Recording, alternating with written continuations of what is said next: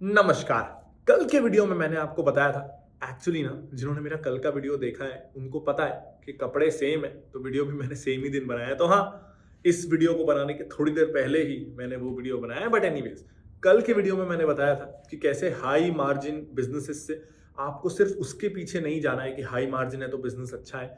ROC या ROE ज्यादा important है, पैसे पे कितना पैसा बन रहा है वो ज्यादा इंपॉर्टेंट है। अब मैं आपको आज बताने वाला हूं वो जो बिल्कुल कल के अगेंस्ट होने वाला है। मैं खुद को कॉन्ट्राडिक्ट करने वाला हूं कि कैसे आरओसी या आरओई देखना भी बहुत रिस्की हो सकता है। आपको सिर्फ वो देख के वैसे बिजनेसेस के पीछे नहीं भागना है। थोड़ा कंफ्यूजिंग हो सकता है, लेकिन कल के वीडियो में जो कल आएगा उसमें ये सारी प्रॉब्लम सॉल्व होगी। और इन्वेस्टिंग की अच्छी बात ये है कि यहाँ कोई फिक्स्ड रूल्स नहीं है। तो मेरी इस सीरीज का मकसद है कि कंटेक्चुअली सिचुएशन के हिसाब से आप सही रेशो को सही जगह बैठा सकें, सही कंपनी में सही रेशो लगा सकें अकॉर्डिंग टू सिचुएशंस। तो आज इस वीडियो में हम जानेंगे कि कैसे रिटर्न ऑन कैपिटल या रिटर्न ऑन इक्विटी अगर ज्यादा है तो जरूरी नहीं है कि वो भी अच्छी बात हो, उससे भी कैसे हमें धोखा हो सकता है। नमस्कार दोस्तों, मैं हूं प्रांजल कामरा। शुरू करते हैं फिनोलॉजी।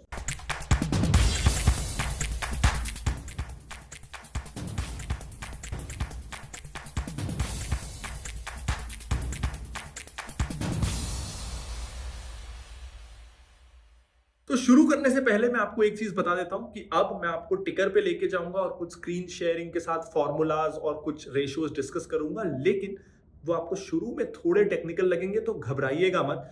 मैं इस वीडियो के अंत तक वादा करता हूं कि बहुत आसान भाषा में आपको सारे कंसेप्ट समझा दूंगा और इस वीडियो के एंड तक आपको सब कुछ बहुत आसानी से क्लियर हो जाएगा। तो पेशेंस मत खोइएगा, आज आप कुछ बहुत इंपॉर्टेंट सीख के ही जाएंगे इस वीडियो से। तो अब हम आ गए हैं ticker.finology.in पे और अब यहाँ पे कुछ ऐसी कंपनीज फिल्टर करते हैं जिनका आरओसी और आरओई बहुत अच्छा है। बाय द वे, अगर आप आरओसी और आरओई के बारे में डिटेल में डेफिनेशन वाइज इनको जानना चाहते हैं कि ये क्या है, तो आप इस वीडियो को देख लीजिएगा जो मैंने पिछले साल बनाया था। हालांकि मुझे उम्मीद है कि इस वीडियो के अंत तक भी आपको ये क्लियर हो जाएगा और बहुत ही अच्छे एग्जाम्पल से मैं आपको समझाने वाला हूं। तो चलिए, सबसे पहले कुछ high ROC high ROE companies को फिल्टर करते हैं।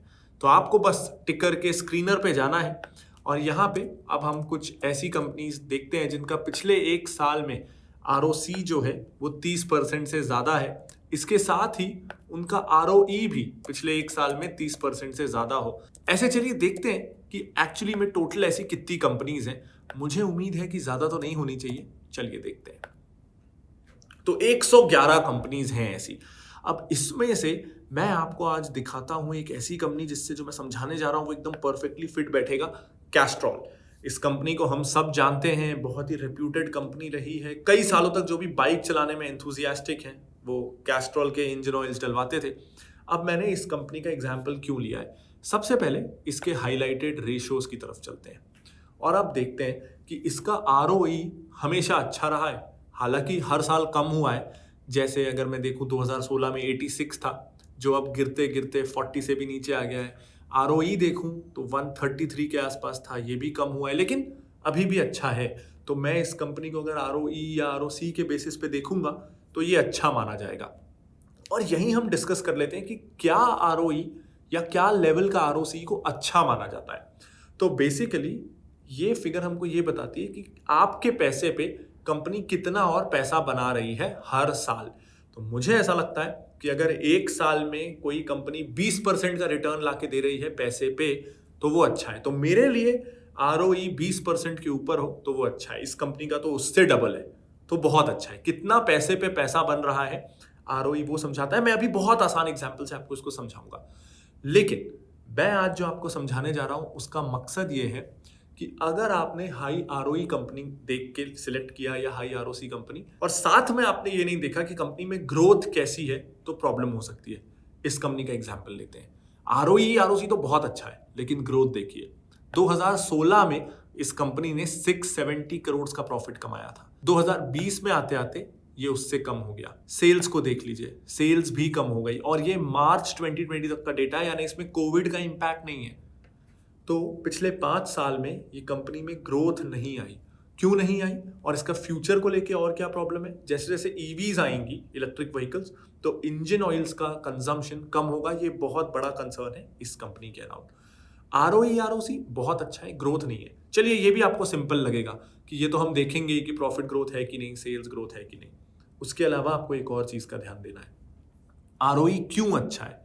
आरओई इसलिए भी अच्छा है कि ये कंपनी लगभग 4% का डिविडेंड देती है, यानी 144 रुपीज अगर इसका शेयर प्राइस है तो ये 5.5-6 रुपए तो डिविडेंड देती है। अब इससे क्या आरओई आरओसी पे फर्क होगा, मैं ये क्यों बता रहा हूं, चलिए ये भी आपको समझाता हूं।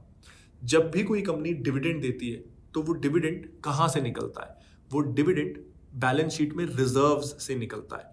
तो बेसिकली अगर बार बार कंपनी बहुत सारे डिविडेंड्स देगी तो कंपनी के रिजर्व्स कम होंगे।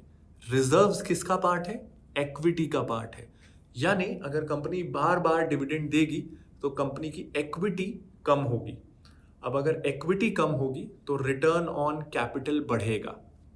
क्यों, क्योंकि इक्विटी जो है वो डिनोमिनेटर है और प्रॉफिट जो है वो न्यूमरेटर है।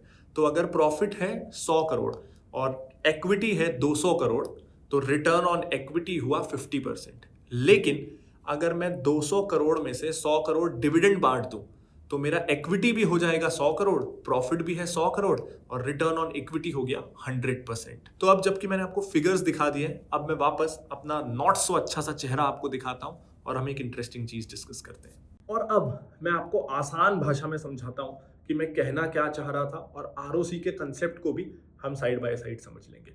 देखिए, सिर्फ अच्छा आरओसी होना काफी नहीं है, क्योंकि आरओसी आपको यह बताता है कि पैसे पे कितना पैसा बना।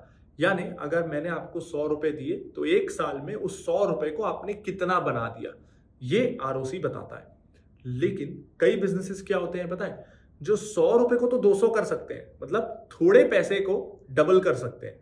लेकिन अगर मैं उस बिजनेस को 2 लाख रुपए दे दूं ना तो वो उसे 4 लाख नहीं कर सकते। यानी ये छोटे पैसे का तो अच्छा यूज कर सकते हैं, ज्यादा पैसे को तेजी से बढ़ा नहीं सकते। थोड़ा कंफ्यूज हुए, चलिए एक बहुत अच्छे एग्जांपल से समझते हैं। मान लीजिए आपके पास एक लैंड है जहां आपने अपना घर बनाया और वो मेन रोड में है तो थोड़ी सी जगह बची थी। अब वहां आपने एक छोटी सी शॉप जैसा बना दिया जो आप किसी बैंक को एटीएम के रूप में रेंट पे दे देंगे। अब एक 10 बाय 10 का कमरा आपको बनाना है तो लाख 1.5 लाख रुपए में वो बन गया। यानी आपका कैपिटल लगा लाख 1.5 लाख, 1.5 लाख मान लेते हैं।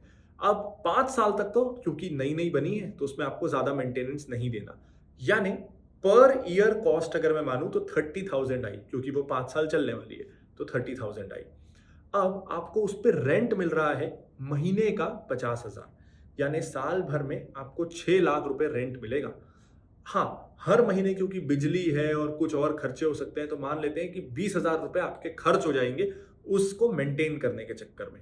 50,000 आपको रेंट मिल रहा है, 20,000 आपका खर्च हो रहा है, यानी हर महीने 30,000 आपको पैसा एक्स्ट्रा मिल रहा है जो आपका प्रॉफिट है।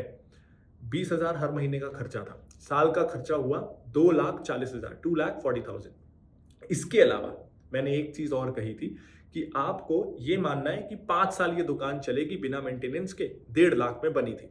यानी पर ईयर आपको बनाने का खर्चा आया था 30,000। तो 2,40,000 जो आपका बिजली बिल वगैरह आएगा वो, और 30,000, 2,70,000 आपका ईयरली खर्चा है उस एटीएम के पीछे।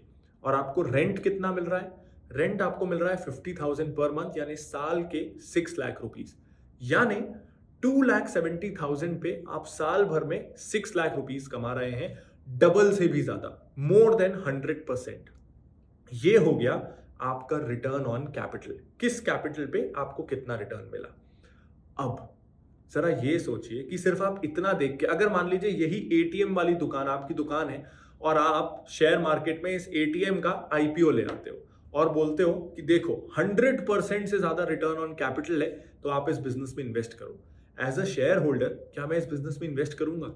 नहीं, क्योंकि मुझे एक चीज पता है कि ठीक है 1.5 लाख में इनके पास जमीन थी तो 1.5 लाख में इन्होंने एक एटीएम बना लिया, उससे ये लोग अच्छा पैसा कमा रहे हैं। लेकिन ये बिजनेस स्केलेबल नहीं है।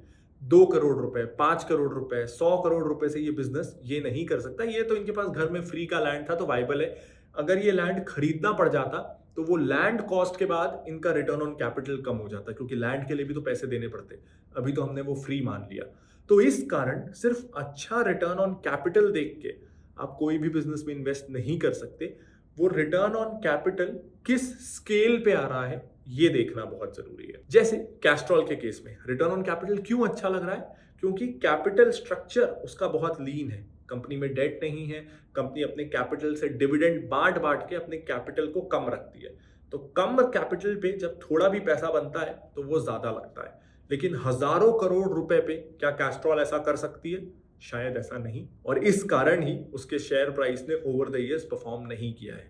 तो कल हमने जाना था कैसे हाई नेट प्रॉफिट मार्जिन काफी नहीं है, आज हमने जाना कैसे सिर्फ हाई रिटर्न ऑन इक्विटी और हाई रिटर्न ऑन कैपिटल भी काफी नहीं है। अब कल का वीडियो बहुत इंटरेस्टिंग होने वाला है। कल मैं बताऊंगा कि तो फिर आखिर देखना क्या है अगर ये दोनों नहीं देखना तो। और अगर आपको ये क्लासेस अच्छी लग रही हैं, इसी तरह आप इन डेप्थ सब कुछ सीखना चाहते हैं, तो आप ज्वाइन कर सकते हैं मेरे 1 साल के investing course academy of value investing को, जो हिंदी और इंग्लिश दोनों में अवेलेबल है, और जिसका लिंक आपको इस वीडियो के डिस्क्रिप्शन में मिल जाएगा। इसके अलावा अगर आप फ्री में हर महीने कुछ नया सीखना चाहते हैं तो आप डाउनलोड कर सकते हैं फ्री टिकटॉक्स ऐप को, जो है एक fortnightly free magazine, Google play store, Apple app store दोनों में ही अवेलेबल है। मैं लाता रहूंगा ऐसे और बहुत सारे videos. This is Pranjal Kamra signing off. Bye bye.